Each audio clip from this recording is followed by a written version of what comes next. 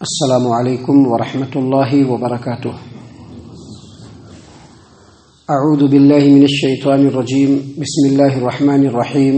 یا ایہا الذین آمنوا اذکروا نعمت اللہ علیکم اذ ہم قوم ان یبسطوا الیکم ایدیہم فکف ایدیہم عنکم واتقوا اللہ وعلی اللہ فلیتوکل المؤمنون۔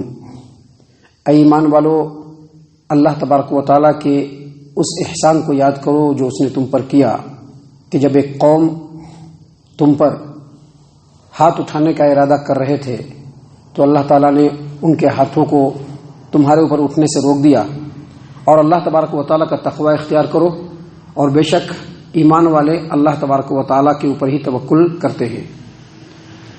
معزز سامعین کرام، سورۃ المائدہ سورہ نمبر 5 اور اسی صورت سے ابھی آپ کے سامنے آیت نمبر 11 تلاوت کی گئی، اور آیت کریمہ کا ترجمہ بھی آپ کے سامنے پیش کیا گیا۔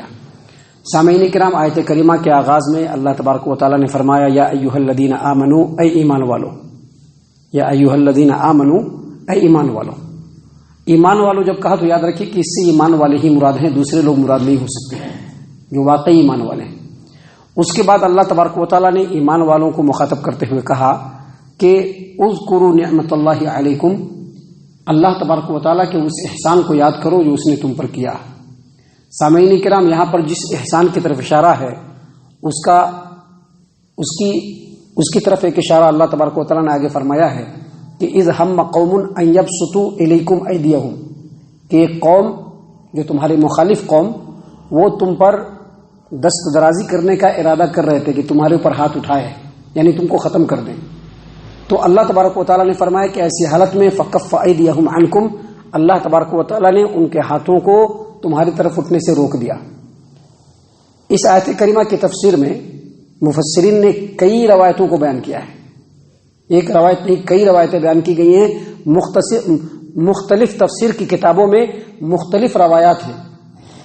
جیسا کہ تفسیر عبد الرزاق ہے، اس میں ایک روایت بیان کی گئی ہے، اور اس روایت کو امام بخاری رحمہ اللہ نے صحیح البخاری کتاب المغازی باب غزوۃ ذات الرقاء میں بھی بیان فرمایا ہے۔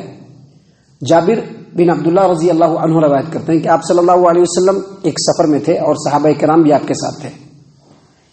آرام کرنے کا وقت ہوا تو نبی اکرم صلی اللہ علیہ وسلم نے ایک سایہ دار درخت کو تلاش کیا اور اس کے نیچے لیٹ گئے، اور دوسرے جو صحابہ کرام تھے وہ بھی مختلف درختوں کے نیچے متفرق الگ الگ جا کر کے لیٹ گئے۔ ابھی آپ صلی اللہ علیہ وسلم کی آنکھ لگی تھی، آپ صلی اللہ علیہ وسلم درخت کے نیچے سوئے ہوئے ہیں، تلوار لٹکی ہوئی ہے۔ ایک دیہاتی آتا ہے اور تلوار کو اٹھا کر کے نبی صلی اللہ علیہ وسلم پر سونت لیتا ہے اور کہتا ہے کہ اب آپ کو میرے ہاتھوں سے کون بچائے گا؟ تو اللہ کے رسول صلی اللہ علیہ وسلم بالکل مضبوطی کے ساتھ فرماتے ہیں اللہ۔ اتنا سننا تھا کہ وہ تلوار اس کے ہاتھ سے گر جاتا ہے۔ مفسرین نے کہا ہے کہ اسی لیے اللہ تبارک و تعالیٰ نے اس آیت کریمہ کو نازل فرمائی۔ سامعین کرام، بعض تفسیر کی کتابوں کے اندر لکھا ہوا ہے کہ اللہ کے رسول صلی اللہ علیہ وسلم صلح حدیبیہ کے موقع سے جب آپ صلی اللہ علیہ وسلم عمرہ کرنے کے لیے جا رہے تھے تو حدیبیہ کے مقام پر نبی صلی اللہ علیہ وسلم کو اور آپ کے ساتھیوں کو روک دیا مکہ والوں نے، اور مکہ والوں میں سے 80 لوگ بالکل مسلح ہو کر تنعیم کے مقام پر جمع ہو کر نبی صلی اللہ علیہ وسلم پر حملہ کرنا چاہا، تو اللہ تبارک و تعالیٰ نے بروقت اطلاع دیا اور نبی صلی اللہ علیہ وسلم نے سبھی کو گرفتار کروا لیا اور پھر سب کو چھوڑ دیا۔ اس وقت یہ آیت کریمہ نازل ہوئی۔ بعض مفسرین کا یہ کہنا ہے کہ ایک مسلمان سے غلط فہمی سے 2 عامری آدمی کا قتل ہو گیا۔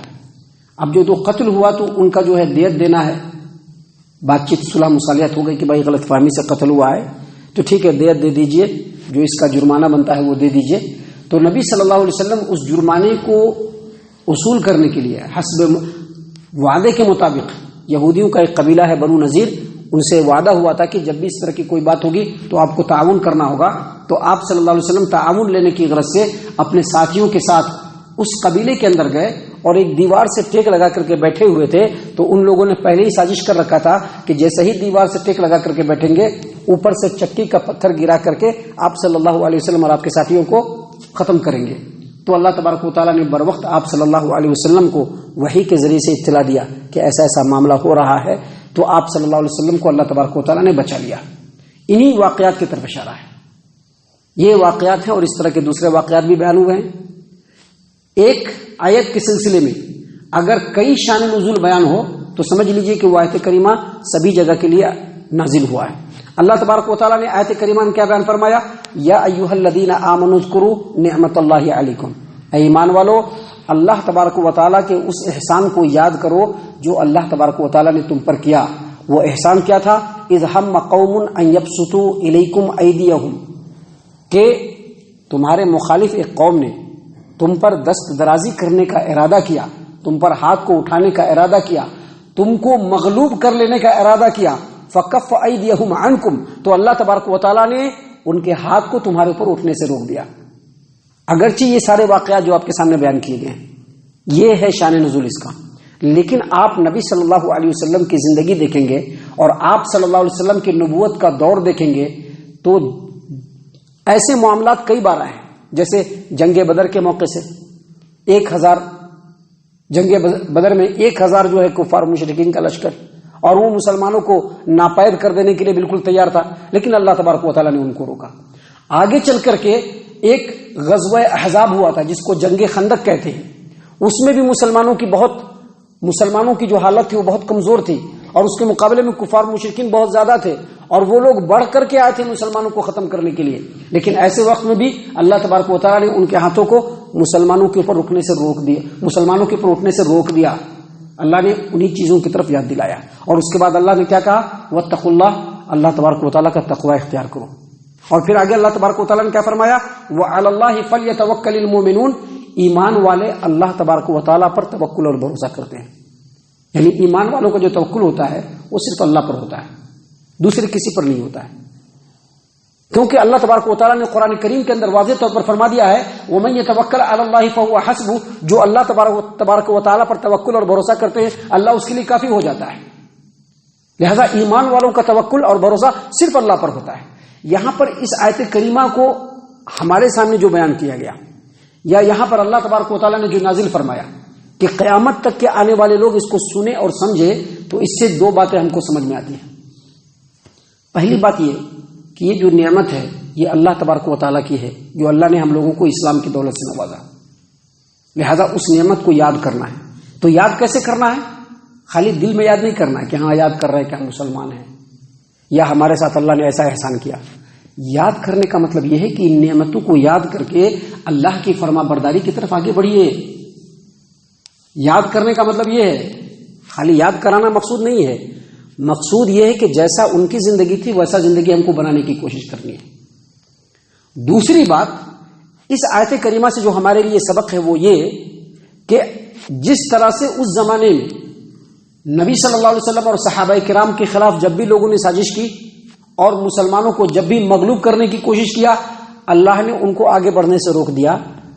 آج بھی اللہ تبارک و تعالیٰ کر سکتا ہے، لیکن شرط وہی ہے کہ جیسا وہ لوگ تھے ویسا ہم لوگوں کو بھی بننا پڑے گا، وگرنہ ہم لوگوں کی بھی زندگی بیت جائے گی، ہمارے بال بچوں کی بھی زندگی بیت جائے گی. جس طرح سے پچھلے کئی سالوں سے مسلمان دھیرے دھیرے پستی کی طرف چلے جا رہے ہیں، مزید پستی کی طرف چلتے چلے جائیں گے. مسلمانوں کو پستی کی طرف ڈھلکنے سے کوئی نہیں روک سکتا ہے. صرف ایک ہی چیز ہے کہ مسلمان اپنے اعمال کو درست کر لے، اور وہی اعمال کو درست کرنا اللہ تبارک و تعالیٰ کی نعمتوں کو یاد کرنا ہوگا. ہم اللہ تعالیٰ سے دعا کرتے ہیں کہ اللہ تعالیٰ ہم تمام کو ان تمام باتوں کے اوپر خوب غور و فکر اور تدبر کرنے کے ساتھ ساتھ ان باتوں کے اوپر عمل کرنے کی بھی توفیق عنایت فرمائے. آمین. اللہ تعالیٰ ہم تمام کو صحیح معنوں میں پکا سچا مومن مسلمان بنائے، اللہ اور اس کے رسول صلی اللہ علیہ وسلم کی اطاعت و فرما برداری کرنے والا بنائے، صحابہ کرام رضی اللہ عنہم کے طریقے پر چلنے والا بنائے، جنت الفردوس میں جگہ عطا فرمائے. اے اللہ ہم تمام کو جہنم سے پناہ دے. اے رب العالمین ہم تمام کو جہنم سے پناہ دے. اے مالک الملک ہم تمام کو جہنم سے پناہ دے. آمین یا رب العالمین. وما علینا